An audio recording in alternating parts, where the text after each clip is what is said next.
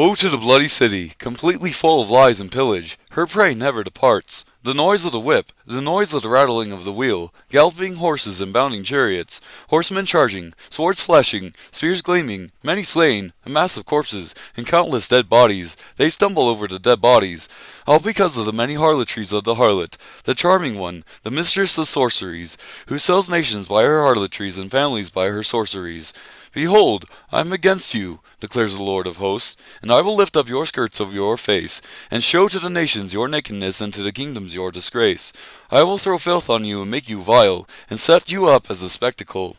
And it will come about that all who see you will shrink from you, and say, Nineveh is devastated. Who will grieve for her? Where will I seek comforters for you?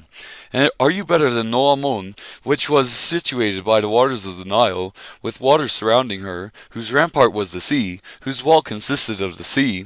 Ethiopia was her might, and Egypt too, without limits. Put and Lubim were among her helpers. Yet she became an exile. She went into captivity. Also her small children were dashed to pieces at the head of every street.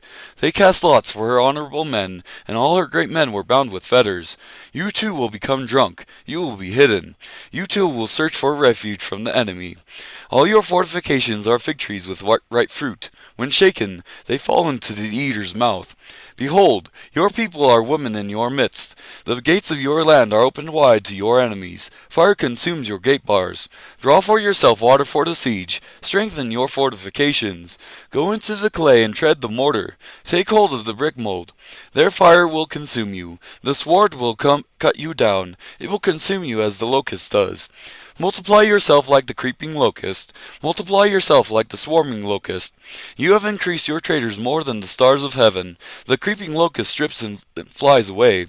Your guardsmen are like the swarming locust. Your marshals are like the hordes of grasshoppers settling in the stone walls on a cold day.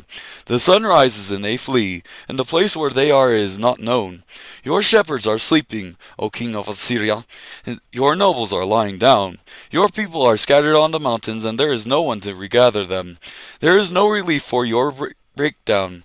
Your wound is incurable. All who hear about you will clap their hands over you. For on whom has not your evil passed continually?